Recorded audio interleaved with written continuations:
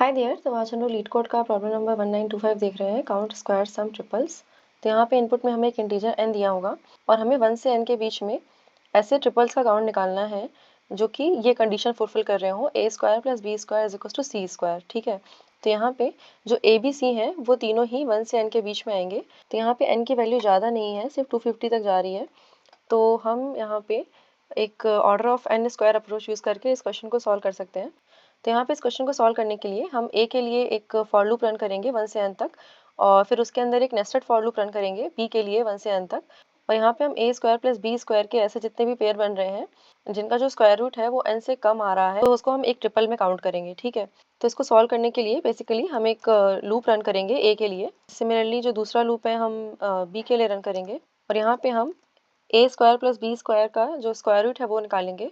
तो यहाँ पे जो स्क्वायर रूट की वैल्यू आ रही है, this should be an integer and this should also be less than equals to n।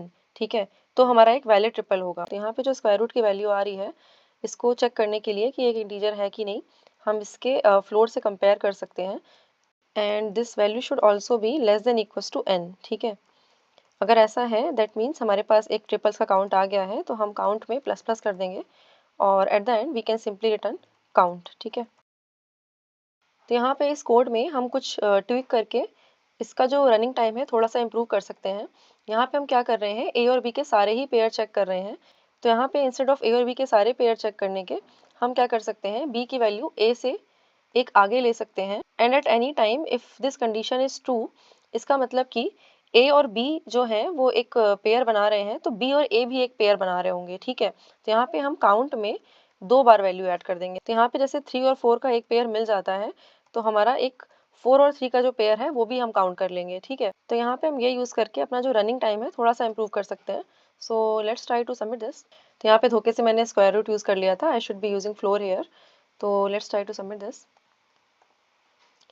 तो यहाँ पे जो टाइम कॉम्प्लेक्सिटी आएगी इस सॉल्यूशन की, ये 2 फॉर लूप रन करने की वजह से ऑर्डर ऑफ n स्क्वायर आएगी, और जो स्पेस कॉम्प्लेक्सिटी आएगी that will be order of 1, क्योंकि हम कोई भी एक्स्ट्रा स्पेस नहीं यूज़ कर रहे हैं।